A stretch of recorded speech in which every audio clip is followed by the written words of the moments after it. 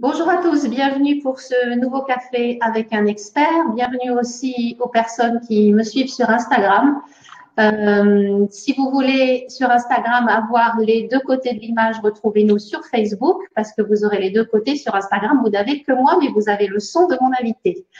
Alors que sur Facebook, j'accueille Sébastien ce matin. Avant ça, je voulais vous souhaiter à tous la bienvenue. Merci d'être toujours aussi nombreux de nous retrouver chaque lundi matin en live.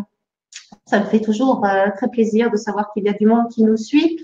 N'hésitez pas à nous faire savoir qui vous êtes et où vous êtes, ça nous fera plaisir.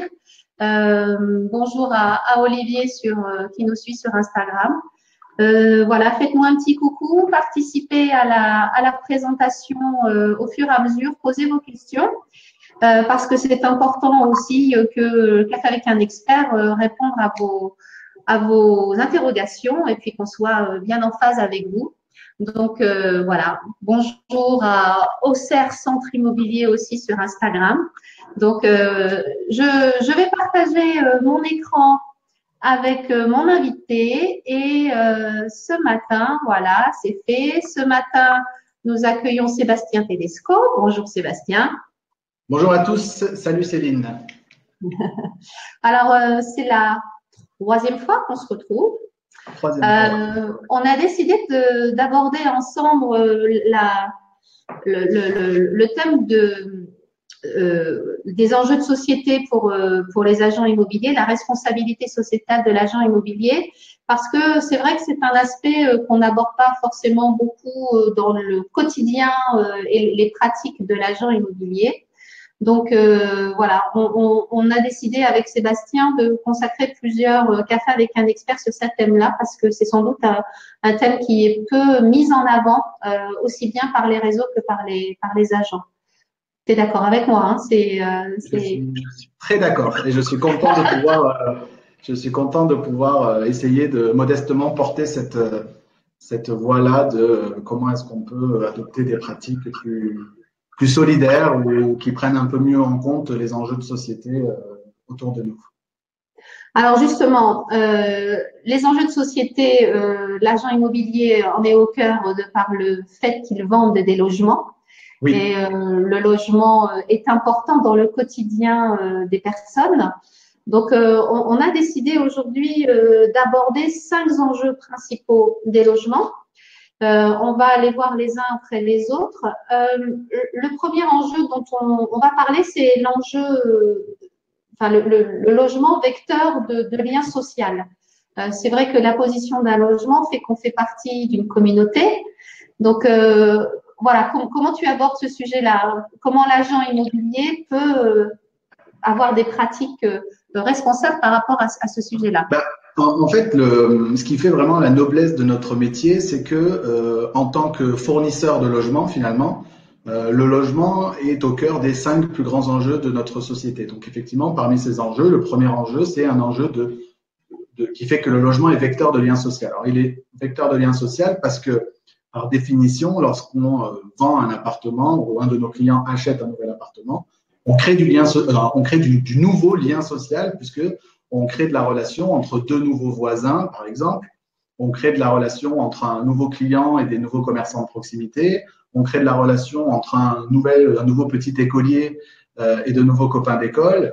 Voilà. Et ce sont finalement des petites choses, mais qui comptent énormément dans la vie de nos clients et sur lesquelles on a un impact très fort sans forcément s'en rendre compte. C'est-à-dire qu'à partir du moment où j'opère sur le logement, j'ai un impact sur le lien que les gens de nouveaux liens que les gens vont créer avec de nouveaux parents à l'école, avec un chauffeur de bus, un boulanger, un boucher, peu importe, mais on crée du lien.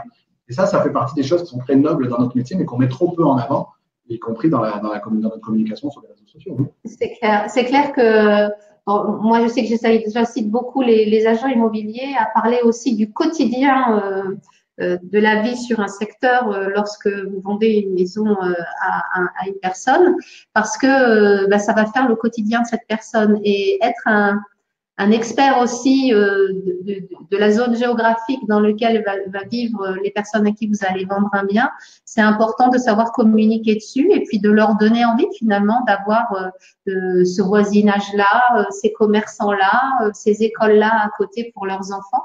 Donc ça, c'est quelque chose qui est trop peu mis en avant souvent, de par des interviews, de par des bon, photos. Il y a plein de choses à faire sur ce thème-là. Ouais, c'est ça. Un bon conseiller immobilier, il a un ancrage territorial qui est très fort, qu'on met trop peu en avant. On a toujours envie d'aller se disperser sur d'autres secteurs, etc., alors qu'il suffit d'avoir un ancrage territorial très fort.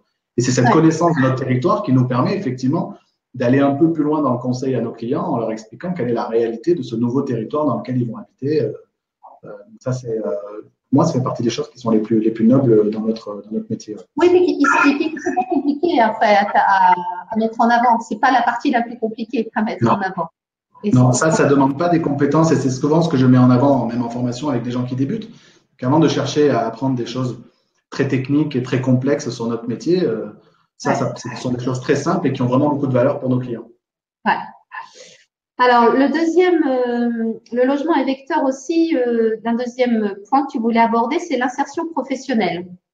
Oui, alors c'est un peu une suite logique de ce que je viens de dire, avant, c'est que en fonction du territoire sur lequel on opère, que ce soit une grande ville ou un secteur plus rural, etc., ben, on opère aussi sur des bassins d'emploi. Et c'est important aussi de s'ancrer dans ces bassins d'emploi-là, pour pouvoir expliquer à nos clients que ben, dans tel quartier, dans telle ville, dans telle commune, etc., il y a tel projet d'implantation d'une grosse société où il y a des possibilités d'embauche. Voilà, on a aussi cet impact-là en termes d'insertion professionnelle, alors qui marche dans les deux sens, parce que sans logement, malheureusement, c'est compliqué d'avoir un emploi. Sans emploi, c'est compliqué de trouver un logement. Donc, les choses sont souvent imbriquées les unes dans les autres. Mais parmi l'ancrage qu'on peut avoir, il y a aussi l'ancrage qu'on peut avoir avec les grandes entreprises de notre territoire, en allant au-devant des comités d'entreprise, par exemple, en expliquant ben voilà, qu'on est un agent immobilier impliqué sur notre territoire et que ben, s'il y a des gens qui sont en mutation d'une autre région vers cette nouvelle région sur laquelle on opère, on est disponible pour offrir cet accompagnement qui se fait dans le cadre d'un nouvel emploi ou d'une nouvelle embauche, par exemple.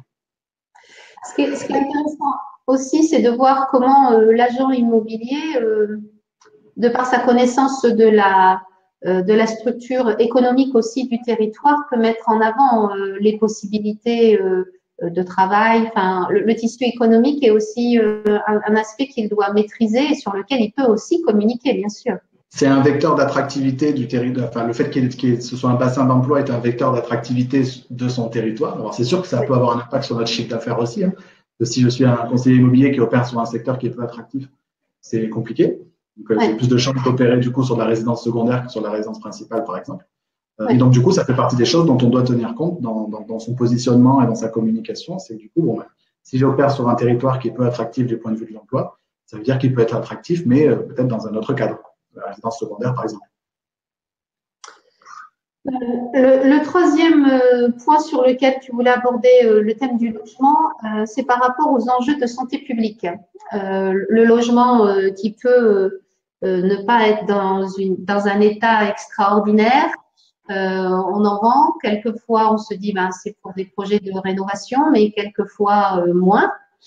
Donc voilà, c'est un enjeu, c'est vrai aussi de santé publique de par les mauvaises performances énergétiques de certains logements, le mal logement tout simplement, ce qui touche, tu me disais, au moins 4 millions de mal logés en France. Oui, il y a à peu près 4 millions de mal logés en France, 2,5 millions de personnes qui habitent dans des habitats dégradés, certains qui habitent dans des logements surpeuplés, donc des gens qui s'entassent dans des logements faute de pouvoir trouver à la location un logement suffisamment grand pour toute la famille, par exemple. C'est à peu près 6 millions de personnes qui sont en situation de précarité énergétique, c'est-à-dire des gens qui ont une surdépense, un pourcentage de leurs dépenses liées aux dépenses énergétiques qui est très élevé, ou des gens qui du coup ne se chauffent pas ou peu en hiver, du coup faute de moyens. Donc l'idée ici c'est pas de culpabiliser ou de se flageller, mais c'est juste de dire voilà, en tant qu'acteur du logement, je dois avoir conscience que même si parfois, moi j'habite à Nice et j'ai eu la chance de travailler sur des secteurs comme Cannes, etc., où on a la chance de vendre des jolies choses, et ça ne doit pas forcément nous détacher de ce qui existe aussi. C'est des gens qui sont aussi dans des situations un petit peu compliquées. Et du coup, comment est-ce que j'incite un propriétaire, par exemple, si je suis bailleur, un propriétaire à faire des travaux de rénovation énergétique? Comment est-ce que, lorsque je vends un appartement qui est dans une situation légèrement dégradée, ben, comment est-ce que je mets en avant des services supplémentaires pour améliorer la performance du logement? On va en parler quand on parle de l'environnement. Mais voilà, je dois être quand même en pleine conscience de ce qui existe, de ce qui se passe autour de moi, si je veux être un acteur du logement qui a une connaissance, j'allais dire, globale de ce qui se passe aujourd'hui, quoi. Ouais. C'est vrai que c'est important d'avoir cette responsabilité-là, de peut-être savoir, sans dénoncer, mais tout au moins savoir dire les choses telles qu'elles sont quelquefois pour des prises de conscience fortes. Oui, c'est ça. Moi, j'ai vu des choses lorsque j'avais des portefeuilles de gestion à gérer, etc. On voit parfois des choses qui sont un petit peu qui nous font un peu bizarre quand on les voit, et on a parfois du mal à convaincre un propriétaire de mettre la main au portefeuille pour essayer d'améliorer les choses. Et le cadre légal est strict sans l'être. Donc, il y a des choses qui peuvent s'imposer, mais finalement assez peu. Et donc, on doit être dans l'éducation permanente sur ce qu'il convient de faire pour donner un habitat digne à tout un chacun. Par rapport à la communication, par rapport à ces sujets-là, moi, je me disais que le biais peut-être de parler d'associations, peut-être qui gèrent, qui aident à mieux gérer des logements, à sortir les gens de la précarité, ça pouvait être peut-être un biais intéressant de communication. Ah oui, très clairement, quand on est sur le champ de la communication, on n'arrête pas de dire qu'il faut que les conseillers immobiliers apprennent à communiquer de manière beaucoup plus authentique. Et quoi de plus authentique que de mettre en avant ses engagements, ses valeurs, sa générosité, les choses qui nous touchent autour de nous, etc. Plus que le dernier mandat rentré ou la baisse des taux d'intérêt, qui sont des informations qui sont intéressantes de partager. Mais quand on veut mettre en avant ce qu'on est avant de mettre en avant ce qu'on fait, c'est ce type d'engagement-là, quand on les prend, hein, ça vaut le coup de les partager parce que ça donne du coup à voir qui on est vraiment. Donc, ça me paraît assez essentiel, d'abord pour mettre en lumière ces associations et ces projets-là, mais aussi pour montrer quel agent immobilier on est. Et je sais qu'il y a beaucoup d'agents immobiliers qui s'engagent, mais qui communiquent trop peu du coup dessus. Et on a une telle réputation que ça m'embête un peu qu'on ne puisse pas finalement faire valoir qu'il existe aussi des gens responsables, généreux, solidaires parmi les agents immobiliers. Donc il y a des choses qui commencent à se mettre en place. Maintenant, il faut les communiquer pour que nos clients en aient conscience. Mais il y a aussi des réseaux qui commencent à prendre ces aspects-là de façon plus active en termes de communication et d'engagement, avec aussi des engagements financiers pour soutenir certaines associations. Donc ça, c'est important, mais c'est vrai aussi qu'on en entend finalement assez peu parler. Non, et puis c'est toujours, comme on dit, c'est toujours à l'échelle d'un réseau. Donc après, c'est chacun a la liberté sur son territoire de faire, de pas faire, etc. Et puis dans les engagements, c'est vrai que moi, je suis, on va dire, sensible à la thématique du mal logement parce que elle est adjacente à notre métier. Mais j'ai un patron d'agence qui lui est sensible à la cause de l'animal. Ouais. Peu importe. C'est pas le choix de la cause, peu importe. Mais voilà, montrer qui on est et ce qui nous importe, je pense que c'est un vrai vecteur de communication authentique en tout cas. Alors le quatrième vecteur sur lequel on voulait aborder, c'était la mobilité.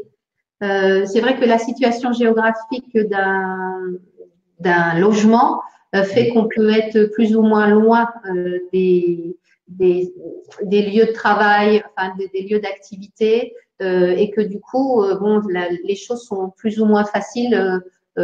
Parce que quelquefois c'est moins cher d'être un peu plus loin, mais ça entraîne d'autres conséquences. Donc il y a des choix aussi judicieux à faire, et peut-être que là aussi l'agent a besoin de bien mettre ça en avant au moment de la prise de décision de ses clients. Oui, c'est ça, on a une vraie responsabilité vis-à-vis de ça. S'excentrer des bassins d'emploi ou des grandes villes, etc., c'est parfois une solution, mais ça engendre souvent des surcoûts. Alors qu'ils sont soit des surcoûts, j'allais dire vraiment financiers pour le coup, donc d'essence par exemple, ou même des surcoûts liés au bien-être, c'est-à-dire des temps de trajet qui se rallongent, etc. Donc on aimerait tous avoir un petit bout de verdure et de s'excentrer un petit peu, mais parfois c'est pas sans conséquence. Donc c'est aussi de notre responsabilité de faire peser le pour et le contre à nos clients expliquant qu'effectivement, on peut trouver des tarifs plus intéressants en s'excentrant un petit peu, mais que c'est pas dénué de conséquences. Donc, on a là encore un vrai impact sur la mobilité de nos clients. Est-ce que je suis près d'un axe routier ou pas? Du coup, est-ce que les temps de trajet sont impactés? Oui, c'est vrai, je suis près d'une autoroute, mais est-ce que quels sont les embouteillages, à quelle heure, etc. Enfin, on a vraiment cette dimension de conseil qui va bien au-delà, à mon sens, hein, du simple logement, mais de tout ce qui vient autour et de tous les impacts que peuvent avoir tel ou tel logement. Et ça a souvent des impacts en termes de mobilité. Et quand on doit choisir entre deux logements, bah, du coup, est-ce qu'on s'éloigne de chez papy et mamie? Est-ce qu'on s'éloigne de l'école? Voilà. Et du coup, quels impacts ça peut avoir sur la vie quotidienne de nos clients? Et ça, c'est une vraie responsabilité qu'on a aussi.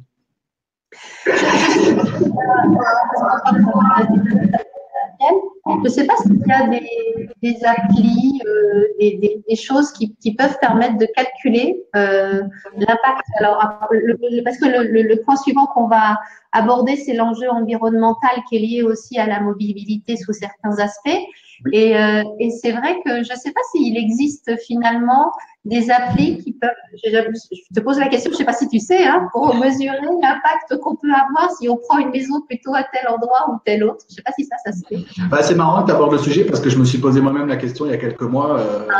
Et alors? C'est de dire, voilà, est-ce que demain, lorsque je propose 2 ou 3 options de logement à mon client, est-ce que j'ai un outil qui me permet tout de suite de déterminer l'impact en termes de durée de trajet, l'impact du coup en termes de coûts financiers, en termes d'essence, et l'impact d'un point de vue environnemental du coup de ce trajet-là. Parce que quand je suis en centre-ville, je peux peut-être me déplacer en transport en commun plutôt que de prendre ma voiture. Est-ce que j'ai accès à des solutions de covoiturage, etc.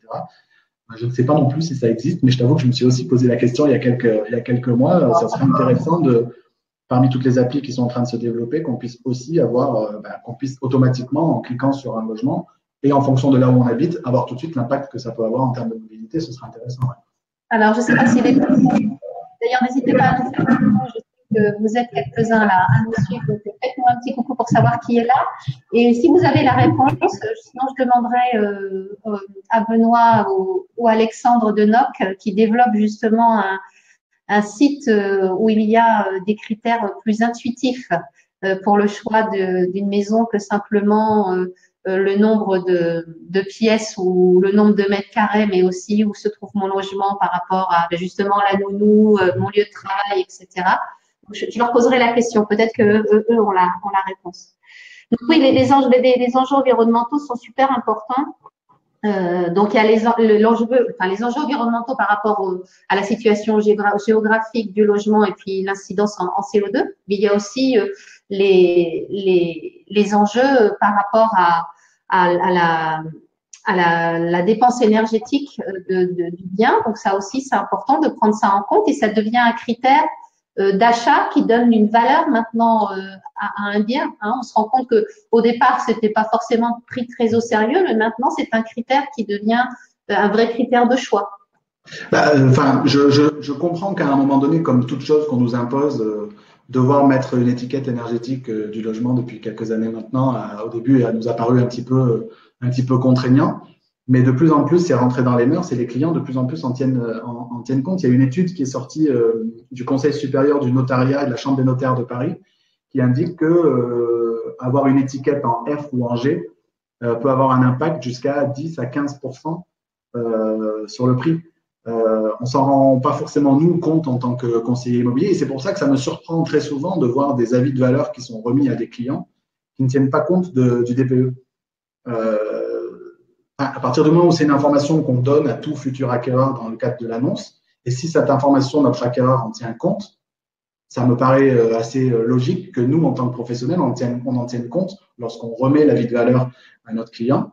De dire attention, on a ce point-là qui est un point sur lequel maintenant les acquéreurs sont vigilants et qui peut avoir un impact qui, dans certaines régions, peut être très fort. Nous, on le prend encore un peu comme un gadget ou comme juste un simple document administratif à adjoindre au dossier. Alors que de plus en plus, les acquéreurs en tiennent compte parce qu'ils doutent bien qu'une étiquette en F ou en G, c'est forcément des dépenses soit de travaux pour réduire la consommation énergétique, soit des dépenses en termes de chauffage, en termes de… Voilà, donc ça me paraît, on a là encore une responsabilité du point de vue de la consommation énergétique du du bien. Cette responsabilité, ben, on peut mettre le doigt sur le sujet auprès de nos vendeurs ou auprès de nos acquéreurs et aussi être vecteur de solutions. C'est-à-dire que rien ne nous empêche, lorsqu'on fait visiter un bien qui a une consommation énergétique élevée, ben, d'avoir un devis à côté de ça que l'on propose à notre client acquéreur en disant ben, voilà les actions que vous pouvez mettre en œuvre pour réduire votre facture énergétique, pour réduire la dépense énergétique de votre logement. Ça paraît être des choses qui sont de l'ordre du faisable et qui sont là encore un service ajouté que l'on propose on peut proposer à nos clients. Donc, justement, par rapport à la vie de valeur, on en parlait tout à l'heure avant de se connecter. Tous ces vecteurs-là ont une incidence directe ou indirecte sur la vie de valeur. Le lien social, l'insertion professionnelle, la santé publique, la mobilité, les enjeux environnementaux. On ne sait pas les doser. Enfin, c'est compliqué dans la vie de valeur globale parce qu'il y a des techniques pour donner des avis de valeur et voilà, il y a des polémiques sur comment donner la bonne valeur à un bien. Ça, c'est quelque chose qui est difficile à c'est de l'intangible, c'est de l'immatériel. C'est sûr que c'est pas des mètres carrés et on multiplie pas avec une valeur au mètre carré sur des mètres carrés. C'est pas une exposition, c'est pas voilà des critères qui sont des critères tangibles, on va dire, mais ce sont des critères dont les clients tiennent compte. Est-ce que je m'éloigne de mon lieu de travail? Quel impact financier ça va avoir? Est-ce que le logement va me coûter énormément en termes de charges de copropriété, enfin ou en termes de travaux? Enfin tout ce dont on vient de parler là. Est-ce que je suis dans un bon voisinage? Est-ce que j'ai des commerces de proximité, des écoles de proximité? Ce sont des choses dont les clients tiennent compte. Et si les acquéreurs en tiennent compte, nous, on doit en tenir compte lorsqu'on remet notre avis de valeur. Et même si c'est de l'intangible, de la même manière que les émotions que vit notre vendeur dans le logement, ce sont des choses qui sont intangibles, on se doit d'en tenir forcément compte. Et à la limite, c'est plutôt une bonne nouvelle parce que pour le coup, c'est une vraie valeur ajoutée par rapport aux nouveaux algorithmes qui se proposent de fixer les prix à la place du conseiller immobilier. Tant qu'on touchera à de l'immatériel, ce sera un petit peu plus difficile de le remplacer par l'intelligence artificielle. Donc ça c'est bien parce qu'il reste quand même ce côté humain des choses, des sentiments alors peut-être que Max, avec qui on a régulièrement des discussions sur l'intelligence artificielle et tout ce que la vie de valeur peut être fait par rapport justement à l'intelligence artificielle et l'approche humaine des choses. Mais il y a quand même voilà, le ressenti de l'un qui n'est pas le ressenti de l'autre. Voilà, il y a une moyenne qui est donnée, il y a je dirais, un avis général, mais qui peut forcément bouger suivant les critères de chacun, et ça, faut le garder en tête aussi. Il faut surtout pas les opposer. Moi, tous ces débats tous les jours sur les réseaux sociaux, sur la place de l'humain, des technologies, etc., qu'on n'arrête pas d'opposer, je trouve ça un peu absurde. Les deux sont nécessaires, mais pas suffisants. Donc, l'humain est indispensable, mais du coup, c'est pas suffisant aujourd'hui au regard de ce que la technologie peut nous apporter. Et à l'inverse, la technologie n'est pas suffisante parce qu'il y a encore des choses qui sont pas remplaçables par les machines. Donc, les deux, pour moi, sont parfaitement complémentaires et on ne peut pas comme ça balayer ces nouvelles technologies en disant non, nous, on fait un métier de proximité, d'humain, etc. Bien évidemment. Par contre, il y a un train qui est en marche et il vaut mieux quand même monter à bord du train que de laisser passer, quoi. Sinon, on risque d'être en difficulté dans quelques temps et vivre avec son temps, ça me paraît essentiel. Surtout que souvent, d'ailleurs, les acquéreurs se sont déjà renseignés sur pas mal de data, entre guillemets, enfin, d'aspects chiffrés hein, de l'endroit où ils veulent acheter, voilà, la qualité de vie, enfin, sur plein d'aspects assez variés. Et là, c'est vrai qu'il est important de ne pas rester en rade par rapport à ça. Non. Alors, par rapport à ce qu'on a abordé pendant cette première partie, est-ce que tu peux nous donner quelques exemples? Parce qu'on a promis des exemples, voilà, vrais, enfin, des pratiques qui se font déjà. Donc, est-ce que tu peux nous donner un ou deux exemples de choses qui se font déjà par certains agents? On peut les classer dans différentes catégories. On a des exemples de pratiques qui sont dans le champ de l'inclusion, on va dire, donc de la lutte contre les exclusions. Donc là, on a des choses, par exemple, auxquelles je tiens beaucoup, et sur lesquelles je travaille moi du coup de mon côté, c'est par exemple comment est-ce qu'on peut former demain les conseillers immobiliers à ce qu'ils puissent détecter les logements adaptés pour que ces logements-là puissent être proposés en priorité aux personnes à mobilité réduite. Donc moi, je suis en contact, par exemple, avec l'Association des paralysés de France et je sais que toutes les semaines, ils ont des contacts qui proviennent du conseil départemental de gens qui cherchent à se loger dans des logements adaptés, accessibles. Et donc, comment est-ce que nous, on peut arriver finalement à mettre l'offre et la demande en face? On a des immobilier, je m'informe sur quels sont les critères d'accessibilité et d'adaptabilité. Et est-ce que ça vaut pas le coup de proposer ces logements-là en priorité à l'Association des paralysés de France plutôt que de les proposer aux tout venants? Ça me paraît d'être des choses qui sont de l'ordre du faisable. J'aimerais demain qu'on trouve des solutions pour les automatiser, mais en tout cas aujourd'hui, qu'est-ce qui empêche un conseiller immobilier de se rapprocher de l'antenne locale de l'Association des paralysés de France et de dire si vous avez des gens demain qui sont en recherche de logements adaptés, sachez que moi, dès que j'en ai un en portefeuille, pourquoi pas vous le proposer en priorité. Ça, c'est des choses qui peuvent tout à fait se faire. C'est vrai que tu abordes ce sujet-là, mais tu te rends compte que dans les CRM, ce n'est pas des critères qui sont forcément… Pas toujours. Mais non, hein, moi, ceux avec lesquels j'ai travaillé, j'ai jamais eu d'aspect est-ce que ce logement correspond à des critères pour personnes à mobilité réduite? Oui, c'est vrai que après, ce sont des critères qui sont très précis. Donc, sans aller dans des choses hyper formelles, c'est juste d'être sensibilisé à la thématique et de se dire, tiens, est-ce que ça vaut pas le coup du coup et ça se valorise tout ça en termes de communication aussi, sans aller dans des concepts marketing pour se donner une bonne image. Mais si on est sensible à la thématique, ça vaut le coup de se rapprocher des acteurs de notre territoire pour voir ce qui peut être mis en place. Donc, dans le champ de l'inclusion, ça fait partie des choses qui peuvent se faire. C'est vrai que ça ne représente pas forcément, comme dit Franck, un pourcentage important du marché, mais n'empêche que, éthiquement parlant, ça peut être intéressant d'avoir cette approche-là. Ça me paraît être du bon sens quand on le dit comme ça.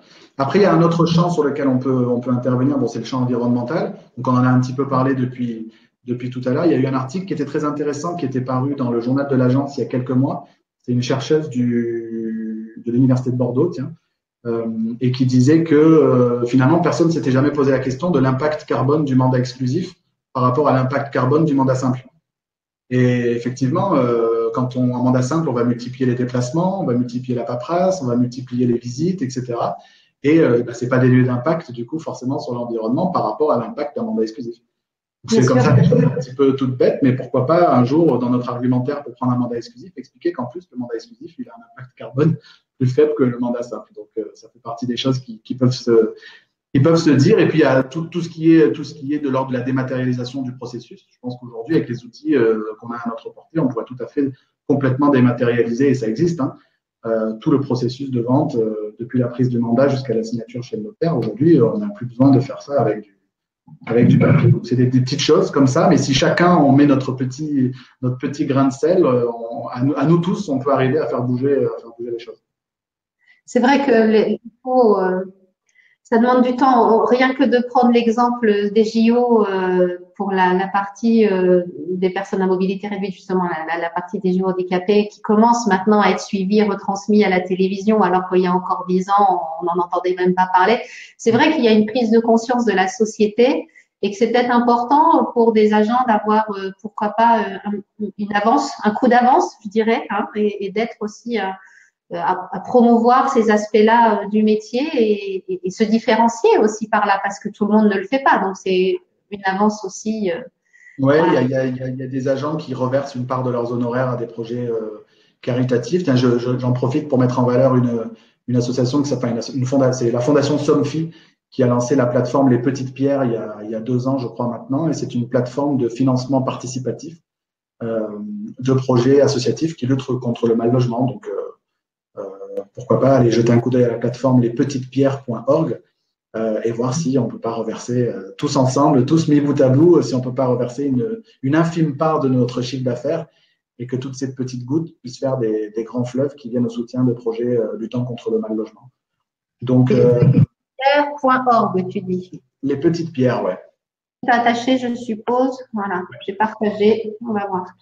On a Marguerite qui nous dit « Sauf que la norme PMR dans les bâtiments récents est parfois absurde, maison non PMR avec uniquement des chambres à l'étage, par exemple. » Oui, il y a encore des absurdités dans ces champs-là, mais du coup, se rapprocher de ces associations qui ont un regard beaucoup plus de l'ordre du bon sens que la loi. Et ce sont des gens qui sont capables de trouver des solutions plutôt que de rester enfermés effectivement dans ces schémas qui sont parfois un peu absurdes, qui ont des solutions pour rendre adaptables des logements qui ne seraient pas adaptés aujourd'hui. Et puis c'est la différence entre, je vous invite à regarder, même moi je ne suis pas pas expert en la matière, mais la différence entre un logement accessible et un logement adapté sont deux choses différentes. Donc, un logement accessible, c'est effectivement lorsque le bâtiment est accessible à une personne à mobilité réduite, mais le logement adapté, il est typiquement adapté au handicap de la personne. Là, du coup, c'est les joies de l'administration française et tous ces petits détails avec toutes ces normes et ces normes et ces normes. Ça fait partie du jeu français. On va quand même dans le bon sens. C'est vraiment essentiel. Et le troisième sujet sur lequel on peut partager des bonnes pratiques, c'est le bien-être de ses collaborateurs. Dans les pratiques responsables, il y a est-ce que je fais travailler mes équipes dans des conditions de travail agréables, décentes? Est-ce que je donne à mes équipes l'accès à de la formation? Voilà, tout ce qui touche au développement personnel de mes collaborateurs ou de mes équipes. Est-ce que je suis sensibilisé à ça et est-ce que je leur permets de se libérer du temps libre pour que eux-mêmes aillent au soutien de projets associatifs autour d'eux, par exemple? Il y a plein de choses qui peuvent se faire et qui améliorent aussi le bien-être de nos collaborateurs. Donc, à partir de tout ça, si l'agent immobilier met tout ça, enfin, met tout ça en avant, il y a un vrai intérêt pour lui parce que ça peut lui permettre de se différencier. Donc, tu as répertorié trois intérêts à être responsable, la performance, l'innovation et l'épanouissement. Alors, est-ce que tu peux argumenter un petit peu cette présentation en disant que en mettant en avant nos pratiques responsables, on va vers la performance, l'innovation et l'épanouissement. On va dans la performance pour plusieurs raisons. La première, il y a à peu près un tiers des consommateurs aujourd'hui qui sont sensibles aux questions environnementales et sociales lorsqu'ils choisissent un produit ou un service. Donc, on doit impérativement aujourd'hui tenir compte du fait que nos consommateurs sont de plus en plus éduqués et les nouvelles générations d'autant plus sont de plus en plus éduquées. Ah bah tiens, quand j'achète tel ou tel produit ou tel service, est-ce qu'il est respectueux de l'environnement ou des critères sociaux, sociétaux, etc. Donc, c'est vecteur de performance parce que c'est aujourd'hui un vecteur de choix par nos consommateurs. C'est une première chose. La deuxième chose, c'est que quand on pratique ce genre de pratique, et on va en parler après, c'est vecteur d'engagement. On a aujourd'hui prouvé que l'engagement au travail pouvait être lié au fait ça fait partie des trois principaux leviers de motivation. Il y a des principaux leviers de motivation, c'est avoir l'impression de faire quelque chose pour une cause qui nous dépasse. Et donc, ça, c'est le vecteur de motivation. Donc, on peut accroître sa motivation au travail quand on redonne du sens. Et quand on redonne du sens à ce qu'on fait, forcément, on est toujours beaucoup plus performant. Donc, c'est effectivement vecteur. C'est vecteur d'innovation parce qu'on l'a dit tout au long de cette demi-heure, ça nous permet de nous différencier aussi. L'innovation sociale, l'innovation sociétale, c'est une innovation aussi. Il n'y a pas que l'innovation technologique. Et c'est une innovation qui nous est propre à chacun. Donc, ce n'est pas une innovation qui peut être mise dans les mains d'un confrère ou d'un concurrent à côté parce que chaque innovation que l'on peut opérer dans ce champ-là, c'est un truc qui nous est propre et qui donc forcément, par définition, nous différencie. Donc, ça, c'est la deuxième dimension. Et la troisième, la dimension de l'épanouissement, ça a été prouvé. Être généreux, ça rend plus heureux. Donc, s'engager dans son activité professionnelle en sachant que nos résultats peuvent avoir un impact ou notre travail peut avoir un impact positif sur le monde qui nous entoure, ça a été prouvé que ça nous rend plus heureux au travail. Donc, c'est un fort vecteur d'épanouissement que de redonner du sens à ce qu'on fait, quoi. Donc, ouais, je crois fermement que adopter ces pratiques, ça nous permet de nous rendre plus performants, plus innovants et plus épanouis. Je vais poser une question avec, mais pourquoi on ne le fait pas? Alors, il y a plusieurs choses. D'abord, on n'en a pas toujours conscience. Donc, il y a une éducation à faire sur prendre conscience de toutes ces problématiques-là. Il y a une notion d'éducation sur des choses qui peuvent être simples à mettre en œuvre et pas coûteuses. Parce que souvent, on se dit, la responsabilité sociétale des entreprises, c'est un truc pour les entreprises du CAC 40, c'est pas un truc pour le conseiller immobilier de territoire, mais avec un peu de bon sens, il y a des choses qui peuvent se faire assez facilement. On en parle effectivement trop peu pour que ça se sache. Donc, c'est important qu'on puisse comme ça, pendant une demi-heure, discuter de ces sujets-là. On le fait pas parce qu'on a toujours l'impression que quand on va mettre en avant ce genre d'action-là, on va paraître pour quelqu'un qui veut se donner une image qui n'est pas la réalité de ce qu'elle est. Mais quel autre choix avons-nous que d'être authentique, en fait? À chaque fois que je prends la parole et que j'exprime un avis, on peut toujours m'opposer que cet avis, il est intéressé ou il n'est pas le reflet de la réalité, mais finalement, on n'a pas d'autre choix que d'être ce qu'on est et nos clients attendent ça de nous, quoi. Ce qu'ils achètent avant tout, c'est ce qu'on est nous, plus encore que ce que l'on fait. Et ça, je reviens là-dessus par rapport à la communication parce que je trouve, enfin, c'est vrai que quand on fait le constat de ce qui se pratique en communication digitale des agents immobiliers, c'est toujours plus ou moins la même chose. C'est-à-dire qu'on a l'impression que tout le monde fait pareil parce que les autres font comme ça, parce que le réseau me dit de faire comme ça, parce que c'est ce que je vois ailleurs, etc. Et c'est vrai que l'aspect différenciation, innovation que tu prônes est intéressant de par ces aspects-là parce que ça donne un angle d'attaque en communication qui est différent et qui peut permettre sur le long terme, voilà, d'amener à soi des personnes qui ont une approche plus éthique en général de la vie ou responsable. Et c'est vrai que c'est du travail de longue haleine. C'est pas quelque chose qui va rendre des résultats du jour au lendemain par rapport à d'autres pratiques sur la prise de mandat qui peuvent être plus ou moins éthiques. Et voilà. Et quand on en a parlé tout à l'heure, tu m'as dit être pro, c'est être honnête avec le client. Et là, c'est vraiment un côté où on est honnête avec soi-même et honnête avec le client parce qu'on est en phase avec ses valeurs. Et c'est quand même, enfin, je trouve hyper important sur le long terme pour réussir dans ce métier. Alors, c'est un critère parmi d'autres, hein, mais l'honnêteté vis-à-vis de soi et de son client et de se différencier aussi pour travailler dans la construction sur le long terme d'une image et de sa différenciation sur un territoire par rapport à la concurrence, si ce n'est que ça. Il y a cette célèbre conférence de Simon Sinek hein, qui dit bien que les gens ils n'achètent pas ce que vous faites, mais ils achètent pourquoi vous le faites. Et vous allez attirer à vous du coup des gens qui sont en phase avec la raison pour laquelle vous faites ce métier de conseiller immobilier. Donc mettre en avant du coup ces valeurs, c'est attirer à soi des clients qui sont du coup en adéquation avec ces valeurs. Et là, en termes de taux de transformation, quelqu'un qui est déjà sensibilisé à ce que vous êtes, normalement, c'est du velours après en clientèle. Mais effectivement, c'est du travail qui paye sur du long terme. Il y a d'autres techniques, hein, c'est un peu la terre brûlée. Hein. Vous avez aussi des gens qui crament tout autour d'eux. Donc, c'est bien, ils ont des pratiques qui sont parfois douteuses. Ça marche un temps, mais ça ne permet pas comme ça de rester 10, 15, 20 ans un conseiller immobilier performant sur son territoire. Donc, j'invite toujours les conseillers à viser des stratégies à long terme plutôt que le bout de son nez. Quoi. Mais bon.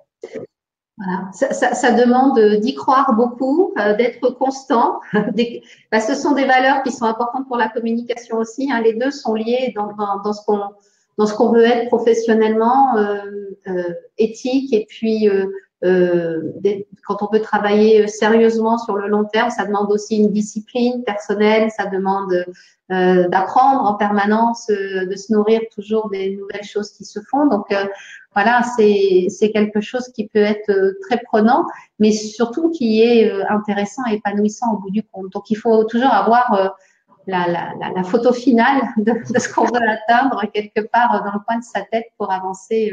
Et ces pratiques-là en font partie, je pense, de plus en plus. Oui.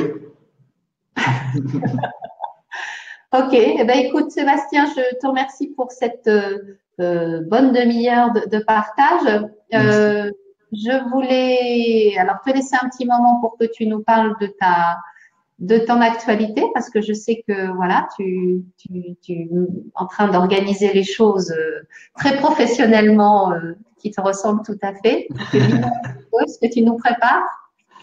Non, il y a toujours les activités de formation en présentiel qui se développent bien. Là, j'ai un programme, un incubateur de conseillers immobiliers débutants, donc où j'accompagne les conseillers qui débutent dans le métier pendant 3 mois. Donc ça marche plutôt bien. Et puis l'actualité la plus immédiate, c'est demain matin. Demain matin, je démarre une série de vidéos de conseils sur YouTube, où tous les mardis matins, je partagerai à la fois sur ma page Facebook et sur mon compte YouTube Sébastien Tedesco des vidéos d'astuces et de conseils pour permettre aux conseillers immobiliers de performer, d'innover et de s'épanouir du coup. Voilà, au travers différentes vidéos qui ne dureront pas plus de 5 minutes, promis juré, toutes les semaines, le mardi matin. Voilà, donc tu m'as permis d'innover la nouvelle possibilité sur BeLive, là, de faire défiler un texte comme dans les grands journaux à la télé. Donc voilà, je me suis amusée à faire ça. Donc allez voir la chaîne YouTube de Sébastien dès demain. Et puis, écoute, merci beaucoup. Merci d'avoir été avec nous. J'espère qu'on refera ce rendez-vous-là régulièrement parce que c'est vrai que on sème petit à petit, j'espère, des petites graines dans la tête des gens et que c'est pas forcément un sujet très sexy et qui donne envie à beaucoup de monde, mais je crois que sur le long terme, c'est quand même une thématique importante. Donc voilà, je suis ravie qu'on ait décidé de faire ça ensemble et puis ben, à très vite alors. Ben, merci d'accorder la vitrine à ces sujets-là sur ton émission. Ben, je t'en prie. Voilà, bonne journée à tous. Voilà, bonne journée Olivier, bonne journée Franck. Et Bonne puis, journée ben, à tout le monde. pardon? Je disais bonne journée à tout le monde. Bon. Bonne semaine, Sébastien. Bonne semaine à tous. Voilà, pour vous demander aussi ben, de prendre le temps de commenter, de partager, de liker cette vidéo parce que c'est aussi de votre responsabilité, de votre envie d'en faire part à un maximum de personnes. Je vous donne rendez-vous la semaine prochaine pour un nouveau café avec un expert à 10 heures. Et puis d'ici là, bonne semaine. À bientôt.